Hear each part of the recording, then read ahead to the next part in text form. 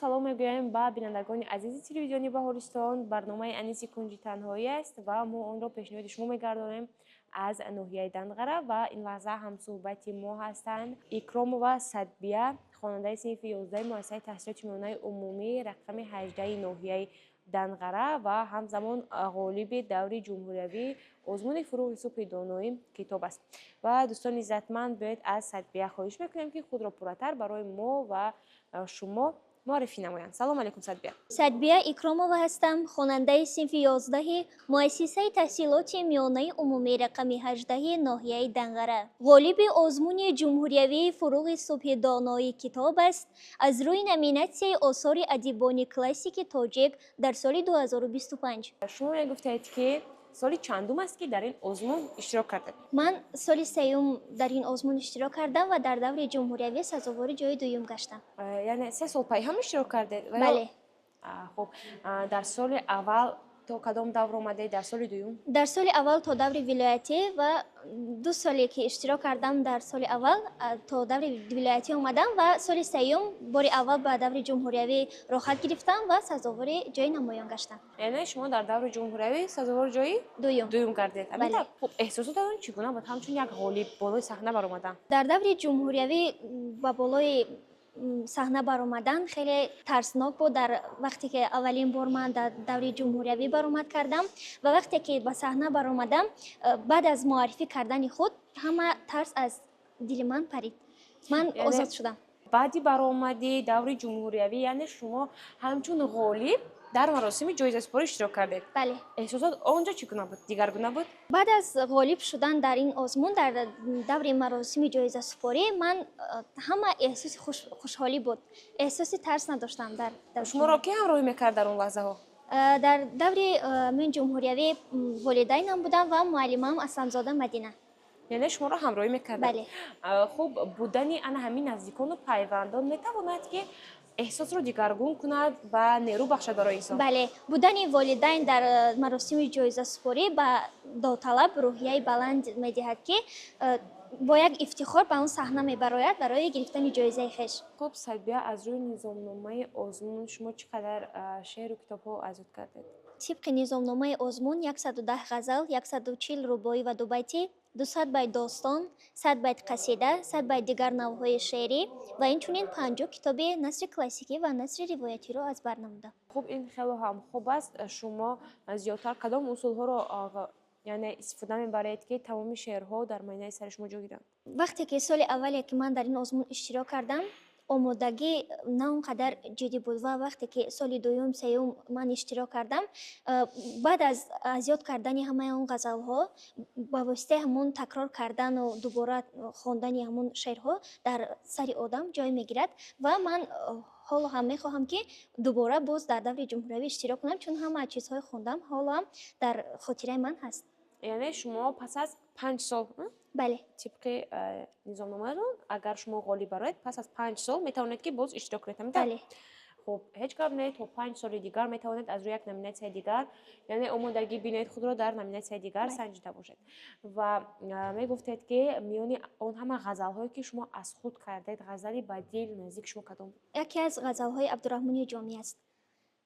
Саҳар оинаҳам пардози дил буд, сафои имтиёзи обу гил буд.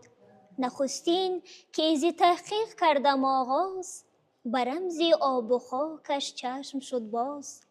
Таҳаммул сарфи кори ину он шуд, чароғи хилвати ҳар як аён шуд. Ниҳол аз хоки гулшан дар қафас дошт, ҳубоб аз оби ҷӯш шӯши нафас дошт. Яқинам шуд ки дар ҳар қатра ҷонест, ниҳон дар ҳар кафи хоки ҷаҳонест. Ташаккури зиёд барои қироатро хуб медонед ва медонед ки кадом як мисраро чӣ гуна бо кадом овоз, бо кадом эҳсосот бихонед, яъне шумо шеърро эҳсос мекунед.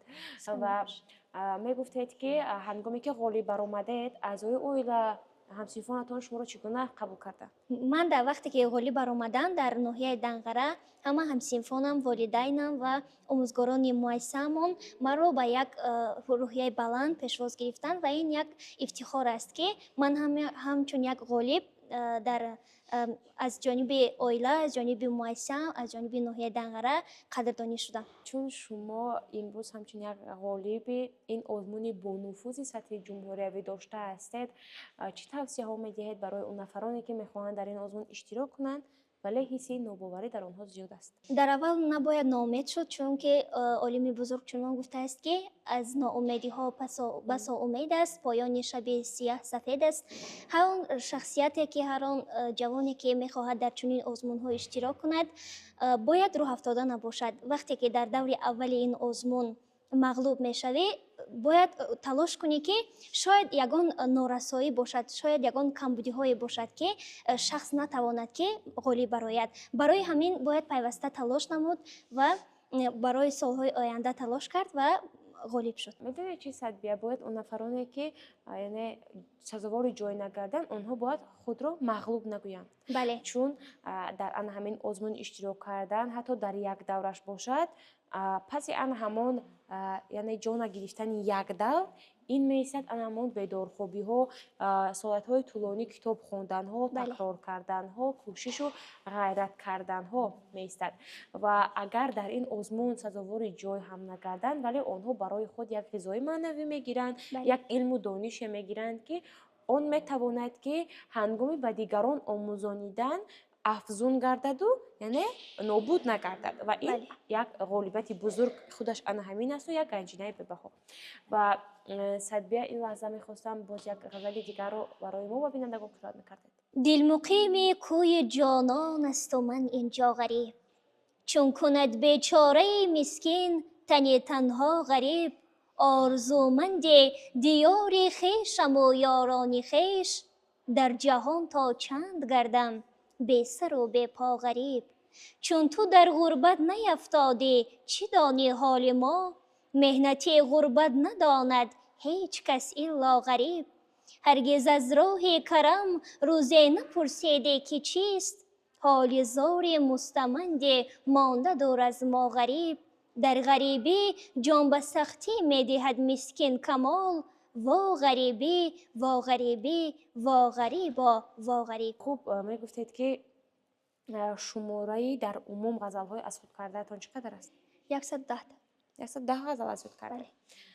خوب کوشش کردید که باز هم از شاعران و نویسندگان معاصر نیز چیز مطالعه کرده باشید. بله، من در دوره مکتب خانیم مطالعه میکردم از ادبیات معاصر و چنانه که در من طبق نظامنامه از روی ادبیات کلاسیک اشتراک کردم، همه آن از دایره نامیناسیون بیرون نبرآمدند. ولی در تنهایی برای یعنی رشد دادن ذهن و ذکاوت خویش، رشد دادن علم و دانش خویش میخونید؟ بله. ادبیات جهان چی میخونید؟ بله. خب یکی از کتاب‌های دوست داشته که بدیعی است، اون رو زیاد هم دوست می‌دارید، کدام است؟ این گلستان مصلح الدین سعدی شیرازی است که پر از پند و اخلاق و خصلت‌های حمیده انسانی است. باز هم در آن همین اشعاری نویسندگان فارس تاجیک یک نصیحت‌نامه زیاد هم یک نفوذ خوب دارد، میدانید کدام است؟ بله. این کدام است؟ قبوسنامه عنصر مولوی کیکاووس. یعنی با نام دیگرش این نصیحت‌نامه است. و میدونید که این نصیحت‌نامه رو اصلا برای کی بخشیده است؟ عنصر مولوی کیکاووس این نصیحت‌نامه رو در سن 63 سالگی خویش برای پسرش گیلانشاه و همچون اشرافزادگان معرفی کرده است که همه پر از پند و اخلاق، همه خصلت‌های حمیده انسانی است که وقتی که خواننده اون کتاب را مطالعه می‌کند یک حس بلندی وطن‌دوستی جوانمردی که هر یک 44 باب آن پر از پند و نصیحت و جوانمردی و خصلت‌های نیک انسانی هستند. یعنی در باب وطن‌دوستی، در بابت جوانمردی همینطور یعنی زیاد هم پندهای خوب دارن. و میدونید چی در برابر اونه که نوبسته از اونه که این کتاب رو برای فرزندش و برای اشرافزادگان یعنی نوشته و تقدیم کرده است، هر یک شخص میتواند که این کتاب رو بخواند و اصلا برای خودش پند و اندرس ها بگیرد و اصلا خود انسان خودش را میتواند که تربیت کند توسط چی؟ توسط مطالعه کتاب. باز هم کتاب. تشکر زیاد سدبیه برای یک صحبت زیاد هم خوب. و اگر این لحظه یکان گفتنی دارید برای بیننده ما، برای پدر و مادرتان، برای آموزگارانتان، مرحمت. سراول مینداری خیش را به اساس گذاری صلح و وحدت ملی پیشوای ملت پرزیدنت جمهوری تاجیکستان محترم امامعلی رحمان میرسانم که به ما نوجوانان و نورسان چنین آزمون المپیاده های سطح جمهوریوی را راه اندازی کردند که هر یک نورس با استعداد تاجیک در چنین آزمون المپیاده ها اشتراک کرده دانش خویش را صیقل میدهد و برای رشد دادن ذکاوت خویش باز هم تلاش میکند. تشکر زیاد و دوستان عزتمند توی چند لحظه ها صحبت داشتیم با اکرام و صدبیه خواننده صنف 11 مؤسسه تحصیلات میانه عمومی رقم 18 ناحیه دنقره و همزمان غالب دور جمهوریوی آزمون فروغ صبح دانای کتاب است و البته در همین جا باشد برنامه ما به اتمام میرسد. با شبکه بارستان بودن را فراموش نسازید. خیر.